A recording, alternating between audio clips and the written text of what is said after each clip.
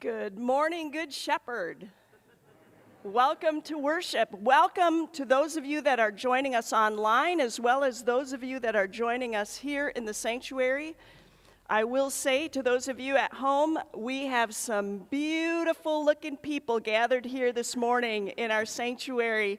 Even with their masks on, they look great, and they look happy to be here. So welcome, everyone. In our worship, we continue in the Easter season with the story of Jesus appearing to the disciples and then coming a second time to appear to Thomas in the midst of Thomas's doubt. If you're joining us online today, there is a bulletin available at goodshepherd.com at our worship resources page. For those of you gathered here, the words will appear on the screen. If you'd like to make a donation today, you can do so at goodshepherd.com/donate. Those of you here, there is an offering plate out in the lobby. I want to just mention that our sanctuary looks beautiful today. We are displaying for the very first time some new Easter banners that we just received this week. They have been in the making, though, for several months. We commissioned a liturgical artist named Norma Fredrickson from Virginia to make these for us. We can't wait for all of you at home to see them live and in person. These were given in memory of Evelyn Rouse by Ray, her husband, and their family. And so we thank the Rouse family for just this beautiful contribution to our atmosphere as we join for worship. If you are worshiping here at the end of the service, we ask that you would dismiss from the back to the front, and also that you would save your conversations for out in the parking lot where we know that it is safer. Also, we invite you to enjoy the band leading our music today, but we ask that you here don't sing quite yet. Those of you at home, you can belt it out. Sing so loud that we can hear you here at Good Shepherd. May God bless us as we worship. We begin. Good morning. So it's been a year in the making, but live from Good Shepherd, it's Sunday morning. Jesus is in the upper room with the disciples, and I can imagine that the joy that filled the disciples' hearts being with Jesus is the same to the joy that fills my heart and perhaps yours as we are back here gathered together and also online. He is there with them, and He is there with us, and He is there with you. He breathes peace on them, and He leaves that peace with them in the form of the Holy Spirit that nourishes us, lives within us wherever we are. Let's take a moment to breathe.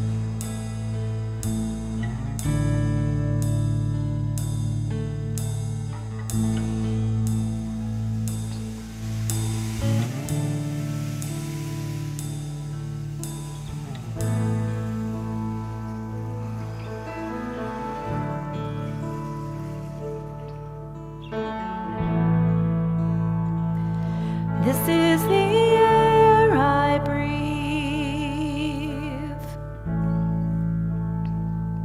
This is the air I breathe. Your holy presence living in me. This is my daily bread.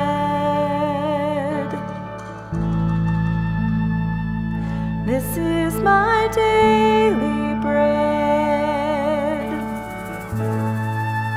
Your very word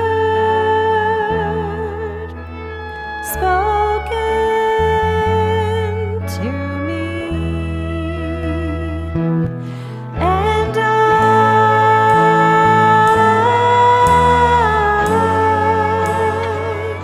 I'm desperate for you.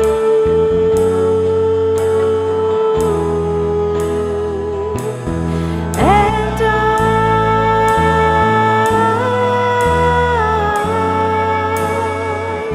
I'm lost without you.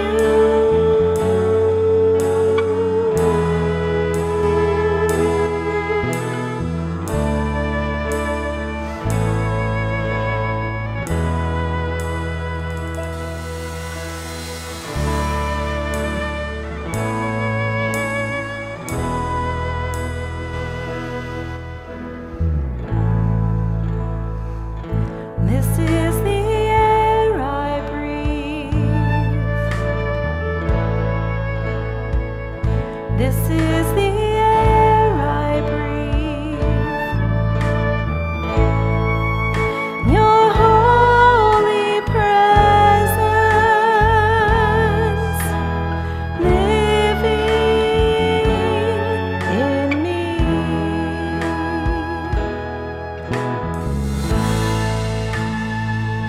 This is my daily bread.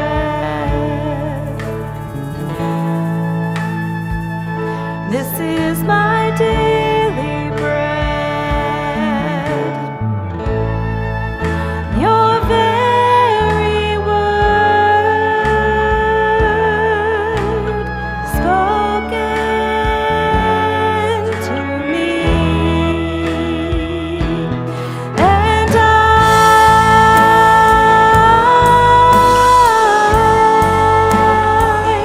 I'm desperate for you.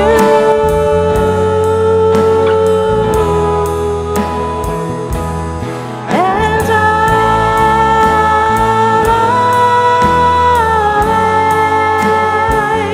I'm lost without you.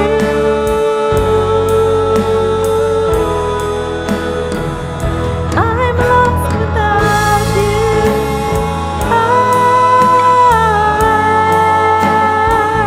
I'm lost without you.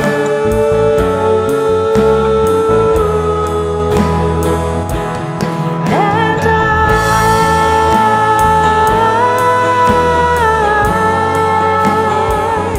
I'm lost without you.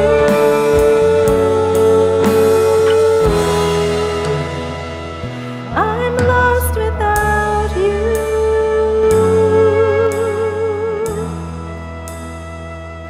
I'm lost without you.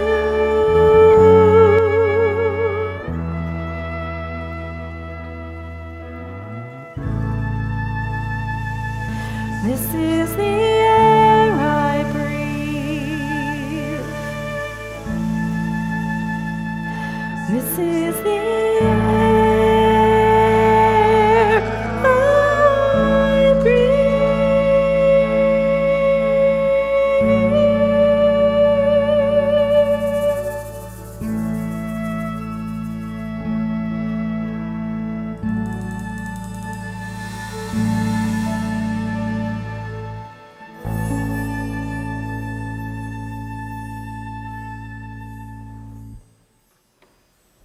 We invite you to join in the liturgy. The words will appear on the screen.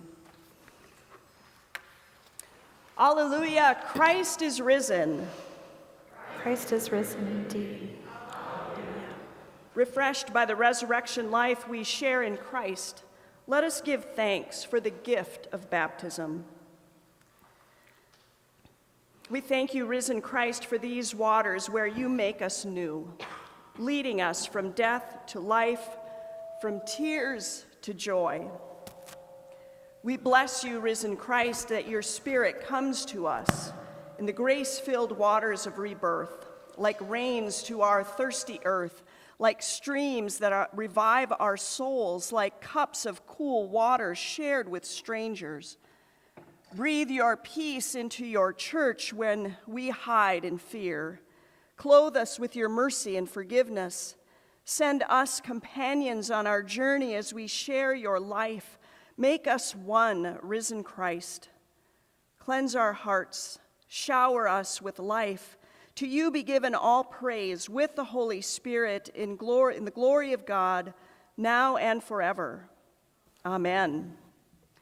The grace of our Lord Jesus Christ, the love of God, and the communion of the Holy Spirit be with you all. Let us pray.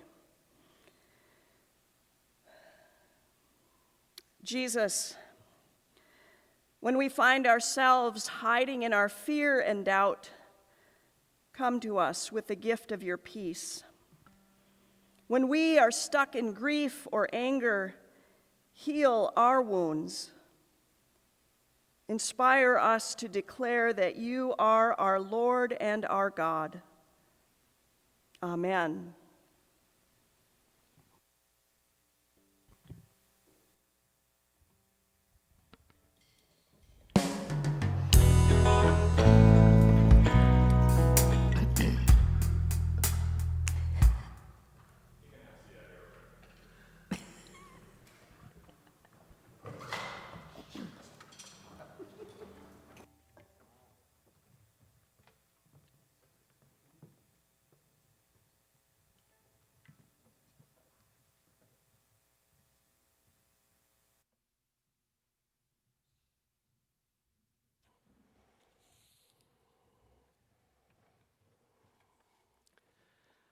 Our first reading is from Acts, the 4th chapter.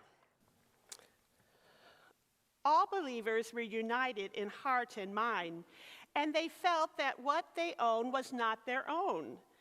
So they shared everything they had. The apostles testified powerfully to the resurrection of the Lord Jesus, and God's great blessing was upon them all. There was no needy people among them, because those who owned land or houses would sell them and bring the money to the apostles to give to those in need. Here ends the first reading. And our gospel reading for today is from John, the 20th chapter. That Sunday evening, the disciples were meeting behind locked doors because they were afraid of the Jewish leaders. Suddenly, Jesus was standing among them. "Peace be with you," he said. As he spoke, he showed them the wounds in his hands and his side, and they were filled with joy when they saw the Lord. Again he said, "Peace be with you. As the Father has sent me, so I am sending you." Then he breathed on them and said, "Receive the Holy Spirit. If you forgive anyone's sins, they are forgiven. And if you do not forgive them, they are not forgiven." One of the 12 disciples, Thomas, nicknamed the twin, was not with the others when Jesus came. They told him, "We have seen the Lord." But he replied, "I won't believe it unless I see the nail wounds in his hands and put my fingers into them and place my hand into the wound in his side." 8 days later, the disciples were together again, and this time Thomas was with them and the doors were locked. But suddenly, as before, Jesus was standing among them. "Peace be with you," he said. Then he said to Thomas, "Put your finger here. Look at my hands. Put your hand into the wound in my side. Don't be faithless any longer. Believe." "My Lord and my God," Thomas exclaimed.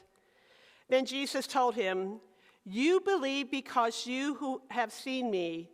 Blessed are those who believe without seeing me." The disciples saw Jesus do many other miraculous signs in addition to the ones recorded in this book. But these are written so that you may continue to believe that Jesus is the Messiah, the Son of God, and that by believing in him, you will have life by the power of his name. This is the gospel of our Lord. Well, grace and peace be to you from God our Father and from our Lord and Savior, Jesus Christ. Well, here is the question for the day. Comes straight from our gospel lesson. Are you a person who sometimes has doubts? Or are you a person whose faith never wavers? It's not an easy question to answer, is it? Well, listen to this strange story, which I found on the internet.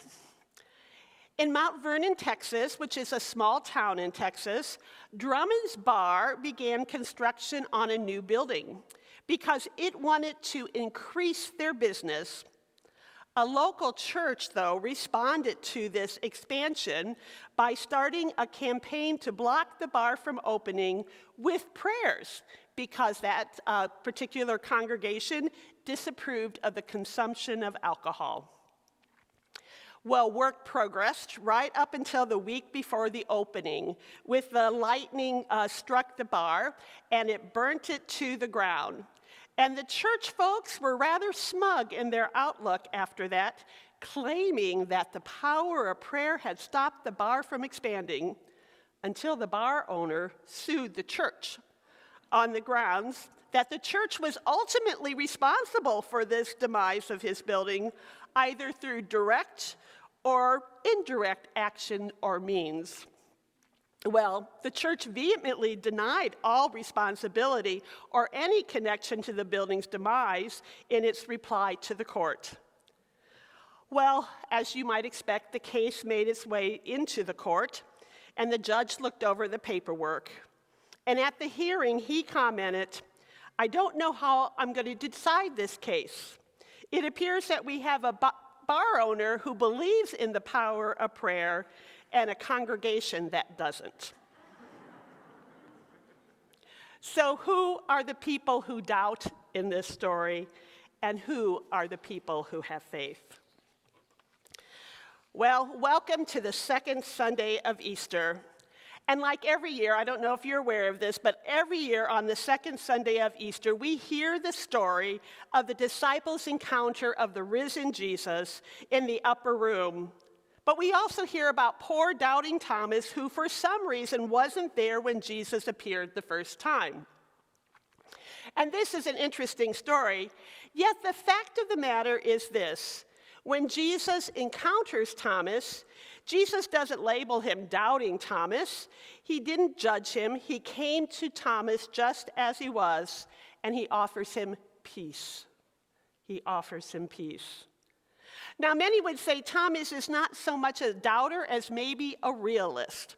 Let's face it, a few days earlier, he had encountered reality like never before when he saw his friend and his teacher tried, nailed to a cross, and die.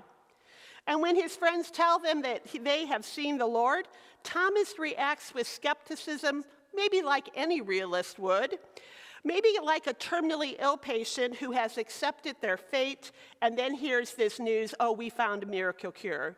You can hear that person saying, "Sure, you just told me I wasn't going to live, and now you tell me I am." No. So one way maybe to understand our gospel text for today is to see it as God taking us at where we are in life, with our doubts and our faith all mixed up at the same time. For you see, just a week before Thomas ever touched the wounds of Jesus, the other disciples were sitting together in that room too. And it was the night of the first Easter.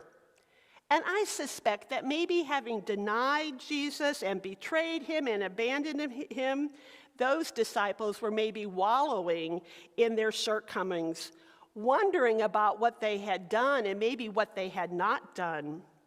It wouldn't be a stretch to think that they were maybe passing blame around for the death of Jesus. Maybe they said, "It was those chief priests' fault who condemned him." Or maybe they said, "There just wasn't any room for us at the foot of the cross because all those women were there." Or maybe they said, if that sleazy Judas hadn't turned him over to them, to the authorities in the first place, hadn't sold him out, we wouldn't have had this happen at all. And you can imagine them going on and on. But I think it's like any of us might do when we've really blown it. Because the truth of our own shortcomings is often too much for us to bear. But then there's a part of me that thinks, well, maybe they're behind locked doors because they're afraid to see Jesus because they failed him so much. And the last person they want to encounter is Jesus, who's risen from the dead, who might just tell them how awful they are. But it's here, it's there, sitting amidst their doubt and fear and locked doors, amidst justification and blame, that the disciples do encounter the risen Christ. It is here and there that he chose to appear to his beloved disciples, even though they had abandoned him. And notice this, that the text doesn't say when they had repented of their being such complete jerks and abandoning him, when they had perfected their faith and their doctrine, then Jesus comes, then they're worthy to be received by Jesus. No, it is there when they sit in their fear and doubt and betrayal, and maybe even a little shame. It is there that Jesus comes. In fact, maybe that is part of all of our lives. When we're failing and our shortcomings are unfiltered, when we're at a point in life when we've completely blown it, and when we're so undeniably aware of God's grace, It is then that God comes to us just as we are, bringing us peace and forgiveness. And you know what? It's just like God to barge in uninvited through our fear and locked doors to remind us, whether we like it or not, that we're loved, that we're forgiven, and we are more than the sum total of our bad choices, and we're more than the sum total of our good choices. This whole thing is an example of our God who is always saying an insistent yes to all our polite no thank yous, no thank yous, maybe just back off a little bit. God says yes nonetheless. Well, because of all this, a week later, our friend Thomas, who missed all of this the first time, was with them in the room again. He had said a polite no thank you when they had said we had seen the Lord. And it's something we've all done, and yet he gets that name doubter, as though it makes him somehow distinct. Because the reality is that we are all doubters at times. But sometimes we think doubting is the opposite of faith, where maybe we need to think about it as doubting as being a component of faith. Theologian Brian McLaren recently wrote a book called Faith After Doubt, and likes to say that faith does not exclude doubt. He says doubting is essential to our faith because it makes us dive in deeper. It makes us think about things. And the best thing about doubt is that sometimes when you say, I'm doubting, you're being honest. You're naming it for yourself and for other people. And I can only tell you that as a pastor, I've heard many people say, you know what? I've been wondering about this, or I've been wondering about that. Well, over time, I think people who've had doubts about their faith, like Thomas, they get a bad rap. It's like you're not faithful if you question your faith. It's like if your understanding of faith isn't all sewn up, then something's wrong. But here is what I know, and here is probably what you all know too. The fact of the matter is that many people who are a part of church, who are active in the church, still have doubts. And sometimes this is because faith just grows over time. I think it's part of being human. And sometimes we're challenged when there's been something tragic or evil happen. Doubt can be a natural response in those situations. And you know what I've read this past year is that with the pandemic, there's been a lot of people who have doubted, who have struggled with their faith. And it makes so much sense to me. And here's the other thing I wanted to share, is we know that many of the great thinkers about faith have often doubted. Martin Luther, C.S. Lewis, who's an author, even Mother Teresa, that came out after she had died, that she was a woman who struggled with doubt her whole life. So doubt may be a natural thing for the disciples to experience, and it may be a natural thing for you and me also. And I think we need to understand there is no shame in that. So if that is where you are, if you have doubts or questions or struggles or you're wrestling with your faith, please know it is okay. It is okay. It's a thing you may just have to struggle with for a while, and know it's okay. But also be prepared for this, that you may have some test of your doubt. Not test of your faith, but test of your doubt. And you probably want to watch out for them. One ELCA pastor described her test of doubt in this way. When I was sure this whole thing about Jesus and the thing that it had to offer me was not for me, and when I had been so alienated by Christian friends who told me I was not good, and when I was so clear about my dislike of religion, and when I thought I had unwavering doubt, I wandered into a church one day that challenged all this and challenged all my certainties about my doubt. It was my great crisis of doubt. I wandered into a Lutheran church where I was welcomed, and I was freely told that my sins were forgiven. I was told the gospel and that Jesus loved me, and then they gave me a literal chunk of bread, which they told me was Jesus, and he had died for me. And then, with all that, I began to lose my doubt. So watch out, brothers and sisters. Watch out, she says. You see, because the biggest challenge to our faith, the threat to our faith, is not doubt. The biggest threat to our doubt is the barging in of Jesus Christ into our lives, just like it was for Thomas and just like it was for those disciples in the upper room. So if you want to protect your doubt, if you want to keep it solid, here are some things you might keep your distance from. Avoid people who have heard the gospel and actually live as though it makes a difference in their lives and the lives of their community. Avoid people who might just be willing to wrestle with you and your doubt and struggle with you and walk with you when you do have these questions. Avoid receiving communion where you're reminded that Jesus died for you and loves you. Avoid receiving forgiveness. Avoid receiving forgiveness.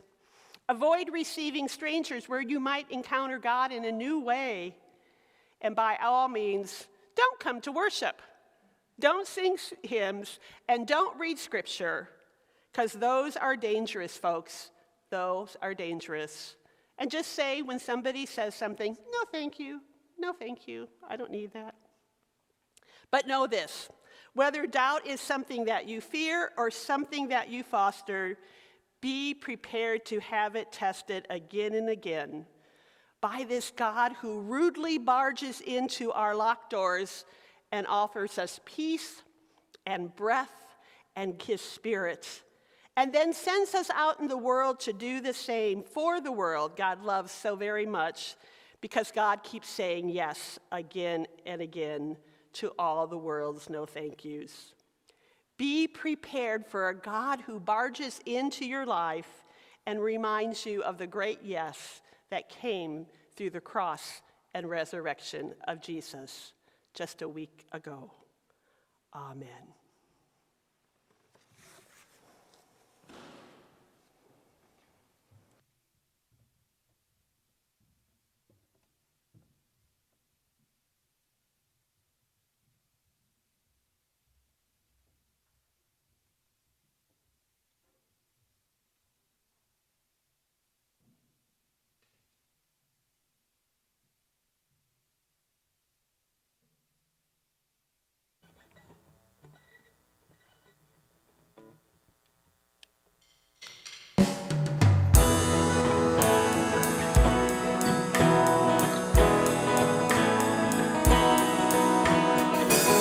Sometimes I believe all the lies so I can do the things I should despise. And every day I am swayed by whatever is on my mind. I hear it all depends on my fate, so I'm feeling precarious. The only problem I have with these mysteries is they're so mysterious. And like a consumer, I've been thinking if I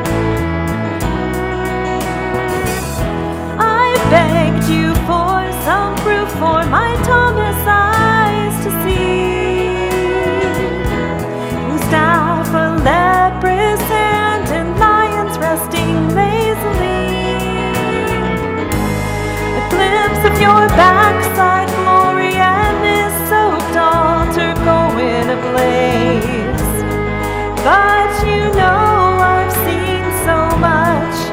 I explained it away. My faith is like shifting sand, changed by every wave. My faith is like shifting sand, so I stand on grace. Waters rose as my doubts rained, my sandcastle faith it slipped away. Found myself standing on your grace, been there all the time. My faith is like shifting sand, changed by every wave. My faith is like shifting sand, so I stand on grace. My faith is like shifting sand, changed by every wave. My faith is like shifting sand, so I stand on grace. Stand on grace.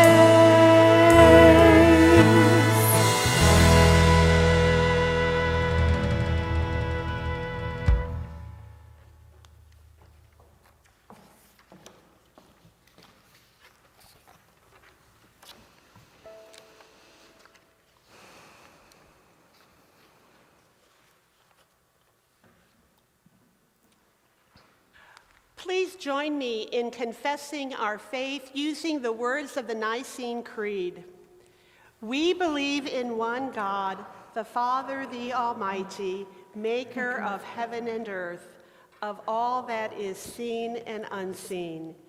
We believe in one Lord Jesus Christ, the only Son of God, eternally begotten of the Father, God from God, light from light, true God from true God, begotten, not made, of one being with the Father. Through him all things were made. For us and for our salvation, he came down from heaven, was incarnate of the Holy Spirit and the Virgin Mary, and became truly human. For our sake he was crucified under Pontius Pilate. He suffered death and was buried. On the third day he rose again in accordance with the Scriptures. Yes, remember? Seated at the right hand of the Father, he was willing again to judge the living and the dead. Will have no end. I believe in the Holy Spirit, the Holy Catholic giver of life, who proceeds from the Father and the Son. With the Father and the Son he is worshipped and glorified. He has spoken through the prophets. We believe in one holy Catholic and Apostolic Church. We acknowledge one baptism for the forgiveness of sins. We look for the resurrection of the dead and the life of the world to come. Amen. And let us pray. Alive in the risen Christ, by the power of the Holy Spirit, we bring our prayers before God, who promises to hear us and answer us in steadfast love. Lord, shower your church with grace. Unite the whole church on earth so that with one heart it testifies to the resurrection of Jesus Christ with great power and love. Lord, you proclaim the blessing of life forevermore. Like dew upon the mountains, refresh your creation, restore waters and cleanse the air, and provide revitalizing moisture to parched land. Give your whole creation the promise of new life. Lord, you direct the nations, guide all in authority, that they shepherd their peoples in the ways of your love. Defeat in us our impulse to violence and hate, and bestow the peace of Christ upon those in authority, and breathe upon them the Holy Spirit. Lord God, you place within the heart of the church a sharing spirit. Give us the power of your generous spirit that we may provide for the needs of others in our Cincinnati community. Announce your peace to those who are sick, who are lonely, hurting, or suffering, or afraid. Lord, you give us fellowship with one another in this faith community of Good Shepherd. Shine the light of the risen Christ into our lives and into our life together, so that we may live in love for one another and your joy may be complete. Gracious God, it is in the hope of new life in Christ we raise our prayers to you, trusting in your never-ending goodness and mercy, through Jesus Christ our Lord. Amen. Please join me in praying the prayer that Jesus has taught us. Our Father, who art in heaven, hallowed be thy name. Thy kingdom come, thy will be done, on earth as it is in heaven. Give us this day our daily bread, and forgive us our trespasses as we forgive those who trespass against us. And lead us not into temptation, but deliver us from evil. For thine is the kingdom, and the power, and the glory, forever and ever. Amen. I'm going to ask you to stand for before our final sending song and the blessing, because although we're not supposed to sing, I don't believe there's any advice about dancing. Definitely not. And so I'm thinking one way that you can join in this worship for the last hymn is to do a little dancing, and it's a good one. So now receive the blessing. May our glorious God grant you a spirit of wisdom to know and to love the risen Lord Jesus, the God of life. Father, Son, and Holy Spirit bless you now and forever. Let the dancing begin.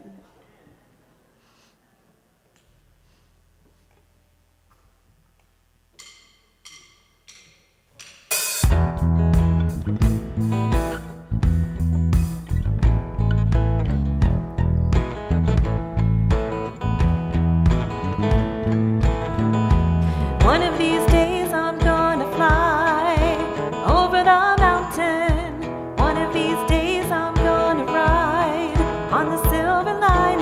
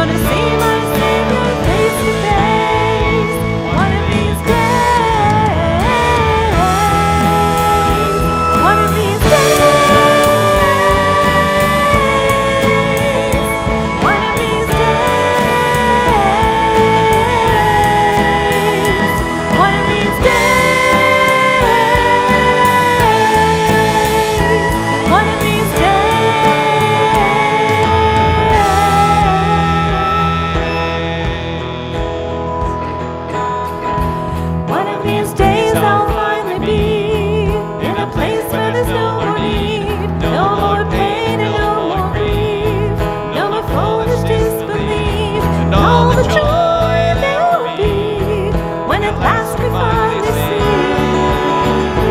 One of these days, one of these days, I want to see the hand that took the nails for me. One of these days, I want to hold the key to the mansion built for me. One of these days, I want to walk the streets of gold that were paved for me. One of these days, gonna see my Jesus face to face. One of these days,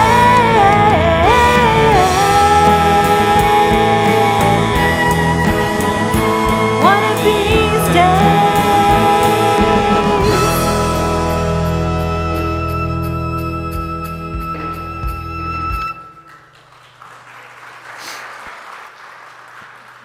I didn't turn around to see if you were dancing because I didn't want to embarrass you. But, hallelujah, Christ is risen. Christ is risen indeed. Go in peace, share the good news. Hallelujah. Thanks be to God. Hallelujah. I invite you to remain standing and remember to dismiss from the back to the front. We aren't exchanging the peace, but there's also no restrictions on waving. So as you are waiting for your turn to dismiss, I invite you to greet each other with a hearty wave and talk with each other out in the parking lot. Thank you for being here today. We'll see you next week.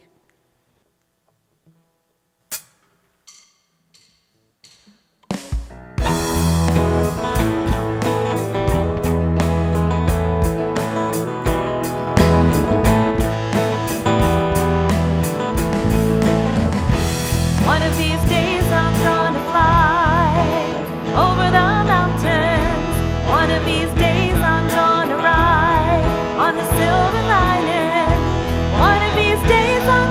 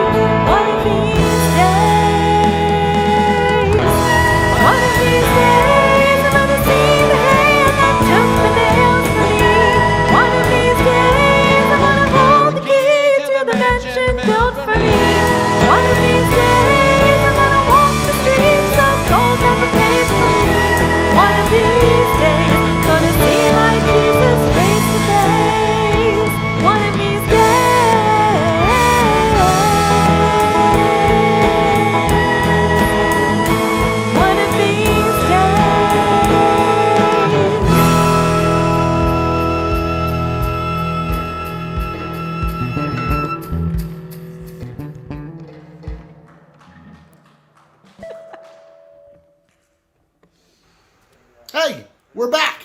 And guess what? We got another story for you. If you didn't see last week's, you should check it out. It was the Easter story of Jesus' resurrection, and this is happening right after the version where Mary was crying outside the tomb, right? And then who shows up? Jesus. But who did she think he was? A gardener. A gardener, that's right. So in this version, the disciples are still all hiding, and Mary knows. Still hiding. That's right. Yeah. So we're going to find them in their little holed-up little house. Are you ready? Yeah. Good. Yeah. Let's do this. Go team. Go team. Our story begins in the little house where the disciples were hiding, for they were afraid of suffering the same fate as their teacher, a grisly execution that had happened days before. Huddled in fear in the house, the disciples were terrified. They're coming for us, you know. I know they're coming for us. Did you lock the door? Of course I did. I just hope they don't hear us in here. When all of a sudden, in the room, while the door was locked, there shone a great light. And who was it? It was Jesus. He had appeared amongst them. What in the world? Oh my goodness. The disciples were all shocked and surprised, and Jesus spoke to them in their fear. "Peace be with you," he said. "Peace be with you. I have been sent from God, and now I am sending you. Receive the Holy Spirit." And he breathed the Spirit upon them. "Go, forgive sins. If you forgive sins, they're forgiven. Go, get back to it, gang. The mission is still at hand. Go with my peace. Go with the Spirit." The disciples were standing in amazement. He seems really bright. Can you see? Is that him? The disciples were in almost utter disbelief, but that's when they saw his hands. His hands still had the holes in them from his execution. And after breathing the Spirit upon them, he departed. Can you believe that? I wouldn't have believed it if I hadn't seen it myself. Now Thomas, who you'll remember was the disciple who was brave and said he wanted to follow Jesus to Jerusalem, even if it meant their own death, was not in the locked room. What? What? Where was he? What? Where was Thomas? Yeah. Your guess is as good as mine. For all we know, he could have been getting food or supplies. "Hey, how many pizzas do you think I'll need for 12 people hiding in a house?" I don't know, maybe 6. "Yeah, let's do that." Or he could have been out still doing what he always does, telling the story of Jesus. "Yeah, way I see it is he may be dead, but I'm not. And I still think there was a lot of good things he had to say. So if they want me to stop, they're going to have to arrest me." For all we know, he could have just been distraught and not know where to go in the midst of all this. Sir, you finished your pizza like an hour ago. I know, I don't know. I feel so lost. What brings you to Jerusalem? I don't even know anymore.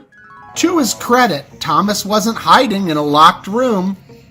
Hey, it's scary out there, you know. True. When Thomas arrived to see the disciples later on, "Pizza's here."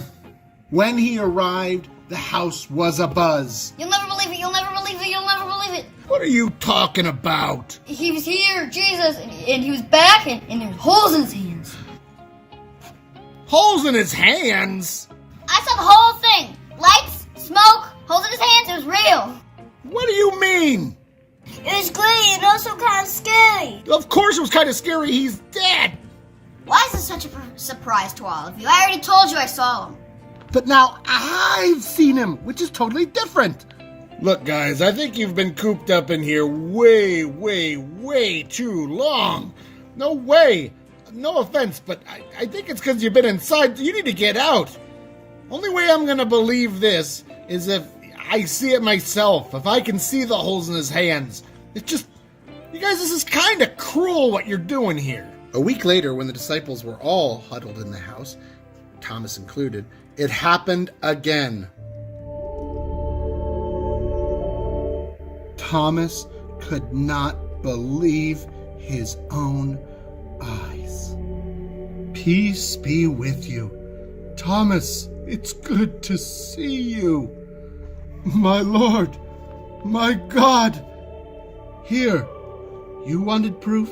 Here, look at my hands.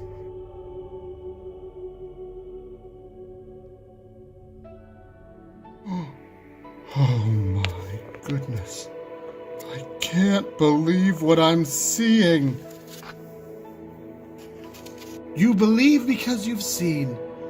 Blessed are those who believe who haven't seen. It's true. Now, Jesus did many more miracles in their sight that aren't written here. What? What? What else did he do? What else did he do? Yeah. Your guess is as good as mine.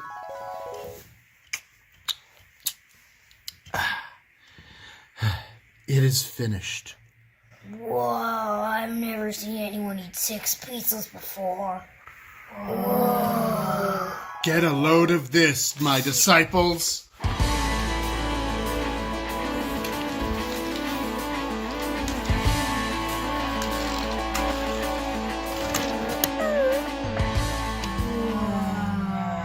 Who made you show them this?